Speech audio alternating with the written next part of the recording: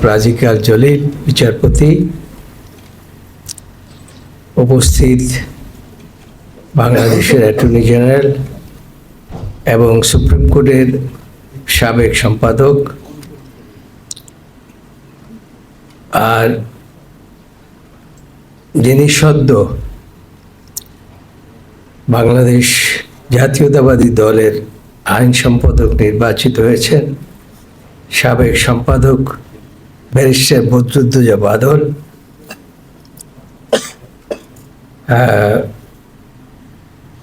আমি এই সম্পাদক আমারে কোথায় যে নিয়ে গেছে আল্লাহ জানে। আল্লাহ নিয়ে গেছে আপনার মেধা যোগ্যতায়। আমি চিন্তা করতে পারি না। বারবার বলি আলহাজ হইল একটা ভিন্ন জিনিস। এটা আল্লাহর খড় তওয়াব করলে মানুষ, কিন্তু লিখে ফেলে আলহাজ। আমি আমার সংসদ সদস্য হিসেবেও আমি কিন্তু জয়নুল আবেদিন। তা আমি আরও দুই একজন বক্তব্য রেখেছেন। আর মোহাম্মদ আলী সাহেব মাঝে মাঝে যা আপনাদেরকে উপদেশ দিয়েছেন, এরপরে ওরিয়েন্টেশন কোর্সে আর কিছু বলার আছে বলে আমি মনে করি না। বিশেষ করে রুহুল কুদ্দুস কাজল আর ব্যারিস্টার বদরুদ্দোজা বাদল তাদের নিজেদের অভিজ্ঞতার কথা বলেছেন। আর আমাদের বিচারপতিরা তো আপনাদের সামনে তাদের বিগত দিনের বিচারিক অভিজ্ঞতা, দুইজনেই কিন্তু এই প্রফেশন থেকে গিয়েছেন, সেই প্রফেশনের অভিজ্ঞতা বর্ণনা করবেন। আমি খুব অল্প কথায় শেষ করে দিতে চাই। তার আগে আমি আপনাদেরকে এই যে আজকের ওরিয়েন্টেশন কোর্সে আপনারা যে উপস্থিত হয়েছেন, আপনারা যে অনেকগুলো পরীক্ষা দিয়ে পাশ করে একটা নোবেল প্রফেশন, জ্ঞানের প্রফেশন, একটা সম্মানের প্রফেশনে আপনারা ঢুকছেন এবং এই ওরিয়েন্টেশন কোর্সে বক্তব্য শুনতে এসেছেন, এজন্য সর্বপ্রথমে আমি কিছু বলার আগে আপনাদেরকে অভিনন্দন জানাচ্ছি। আর আল্লাহর কাছে কায়ে মনোবাক্যে দোয়া করছি, আপনারা যে যেখান থেকে আসুন না কেন, আল্লাহ যেন আপনাদেরকে এই প্রফেশনের সর্বোচ্চ জায়গায় স্থান করে দেন। মূল কথা তো অনেকেই বলে ফেলেছে, আমি একটু ভিন্নভাবে বলি আপনাদেরকে। সেটা হচ্ছে, এই প্রফেশনে যখন এসেছিলাম তখন মাত্র 500 সদস্য এই বারটা ছিল আর কি। তারপরে আবার যখন সেক্রেটারি ইলেকশন করলাম তখন এইটা আরও বেড়ে 750 হলো। তারপর প্রেসিডেন্ট ইলেকশন করতে গিয়ে অনেক সংখ্যা অনেক বেড়ে গেল। আস্তে আস্তে মানুষও বেড়েছে, এই প্রফেশনটাকেও সম্মানের সাথে মানুষ গ্রহণ করে এখানে এসছে। পৃথিবীর অনেক প্রফেশন আছে, কিন্তু কেউ কিন্তু বলে না যে বিজ্ঞজনের প্রফেশন। আমাদের সম্পাদক মোহাম্মদ আলী বলেছে যে অনেক কিছু আপনাদের জন্য কি কি করতে হবে না করতে হবে সেগুলো বলেছে। আমার প্রথম কথা হচ্ছে, কি করবেন না করবেন সেটা হচ্ছে আপনাদের ভবিষ্যৎ কর্ম বলে দেবে। তবে একটি কথা হচ্ছে যে আপনারা যারা এই প্রফেশনকে সম্মানের সাথে গ্রহণ করেছেন, তারাই একমাত্র এই প্রফেশনে টিকে থাকতে পারবেন বলে আমি বিশ্বাস করি। তার কারণ হাতে তালি দেওয়ার কিছু নাই। তার কারণ হচ্ছে, আমি সবসময় বলি, ওকালতি আর কন্ট্রাক্টারি এই দুইটা জিনিস একসাথে হয় না। সেজন্য রুহুল কুদ্দুস কাজল কিছু বলার চেষ্টা করেছেন, বয়স টয়স ইত্যাদি ইত্যাদি। আমি সেই লাইনে যেতে চাই না। তার কারণ হলো যে আগে আমরা যখন এসেছিলাম, উনিও যখন এসেছিলেন, MCQ তারপরে আবার লিখিত পরীক্ষা, তারপরে ভাইভা পরীক্ষা, এই সব কিছু দিয়ে টিয়ে আপনারা কিন্তু এখানে উত্তীর্ণ হয়ে আপনারা এই প্রফেশনে এসেছেন।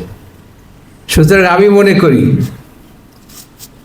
যে আমাদের চাইতে আপনাদের জ্ঞান একেবারে কম না, তবে সেই জ্ঞানের পরিধিটাকে আপনাদের বাড়াতে হবে।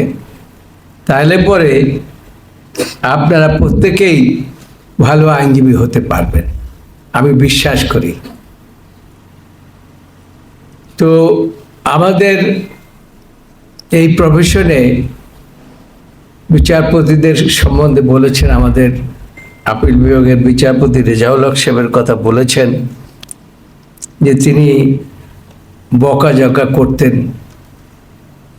বকাঝকাটা ওনার নিজের জন্য কিন্তু করতেন না, এইটা করতেন যাতে আইনজীবীরা আইনজীবী সুলভ আচরণ করে কোর্টের মধ্যে আসে এবং সাবমিশন রাখে। এই যে ট্রেসের কিন্তু একটা মাধুর্য আছে, এটা মোহাম্মদ আলী বলার চেষ্টা করছে, আমিও বলি। ব্ল্যাক কোট গায়ে দেয়া, চৈত্র মাসের দিনে 3টে জিনিস গায়ে দিয়ে রাখা কিন্তু খুব সহজ ব্যাপার নয়। এটা যারা রাখতে না পারে তারা কিন্তু ভালো লয়ার হতে পারে না, বড় কেউ হতে পারে না। সেজন্য এই ড্রেস সম্বন্ধে আমি আর বলতে চাই না, কেন বিচারপতি যিনি এটা করতেন তিনি এখানে আছেন আপনাদের জন্য, অর্থাৎ লয়ারদের জন্য, লয়ারদের মঙ্গলের জন্যই করতেন। আর এখানে সবচেয়ে বড় জিনিস হলো কি, আমাদের সকলে তো আর সোনার চামচ মুখে দিয়ে আসে না, অনেক নিচের থেকে আসে। যেমন আমি অনেক নিচের থেকে এসেছি, মাটি খুঁড়ে খুঁড়ে খুঁড়ে খুঁড়ে খুঁড়ে সিনিয়র অ্যাডভোকেট হয়েছি, তারপরে এখানে আসছি, তারপরে মেম্বার অফ পার্লামেন্ট হয়েছি, তারপরে আরও কী জানি বলেছে মোহাম্মদ আলী, আমি আর সেটা বলতে চাই না, কিন্তু অনেক কষ্ট করে এসেছি। সেজন্য আপনাদেরকে জীবনে কষ্ট করতে হবে। সেই কষ্টটা হচ্ছে পড়াশোনার মাধ্যমে কষ্ট করতে হবে। আর একটা হলো, আমাদের এখানে এখন অবশ্য এটা লাগে না, আমরা খালি সিনিয়রদের ডিকটেশন নিতাম, এখন আর ডিকটেশন লাগে না, এখন কিন্তু অনেক সহজ হয়ে গেছে। এখন এই যে কম্পিউটার সিস্টেম, কিভাবে ড্রাফট করতে হয়। তবে আপনারা ওই দিকে না গিয়ে আমি আপনাদেরকে অনুরোধ করব, আপনাদের বড় ভাই হিসাবে বলেন, যে হিসাবে বলেন না কেন, যে আপনারা নিজেরা ড্রাফটিংটা শেখার চেষ্টা করবেন। অন্যকে আপনি নকল করার চেষ্টা করবেন না। নিজেরা বই পড়ে পড়াশোনা করে তারপরে কোন মামলা আপনি কিভাবে করবেন সেটা আপনারা নির্ধারণ করবেন। তবে সিনিয়রদের তো একটু অভিজ্ঞতা থাকে নাকি, তাদের কাছ থেকে কিছু জ্ঞান অর্জন করার চেষ্টা করবেন বিভিন্নভাবে। যদি আপনারা সম্মান পেতে চান, সিনিয়রদেরকে সম্মান করতে হবে। তো সেই জন্য আমার অনুরোধ হচ্ছে, আপনারা এই প্রফেশনে এসছেন, আপনারা আমি মনে করি প্রত্যেকেই ভালো করবেন, কারণ এতগুলো পরীক্ষা টরীক্ষা দিয়ে যখন এসছেন আপনারা সকলেই ভালো করবেন। আর একটা জিনিস বলতেই হয়, সেটা হচ্ছে মাথা গরম করা যাবে না। এই মাথাটা ঠান্ডা রাখতে হবে। আপনি কোর্টে সাবমিশন রাখলেন, হয়তো আদালত সন্তুষ্ট হলো না, কিন্তু আপনি রাগ হয়ে যাবেন, এইটা আপনারা কখনো করবেন না। আপনাদের সাবমিশন হতে হবে মাইল্ড, অত্যন্ত সোবার। যদি সেইভাবে যদি আপনারা করতে পারেন, আমি বিশ্বাস করি আপনারা ভালো আইনজীবী হতে পারবেন। আমি আর বেশি কথা বাড়াতে চাই না, তবে এই ওরিয়েন্টেশন প্রোগ্রাম আমি বারকে বলবো, বারের সম্পাদক এখন খুব ডাইনামিক সম্পাদক। ডাইনামিক বলি এই কারণে যে আয়সাই যে সমস্ত দায়িত্ব তিনি পালন করা শুরু করেছেন, তাতে মনে হচ্ছে তিনি এগিয়ে যেতে পারবেন এবং আগামী দিনে আপনাদেরকে একটা সুশৃঙ্খল আইনজীবী হিসাবে গড়ে তুলতে পারবেন। তো আপনারা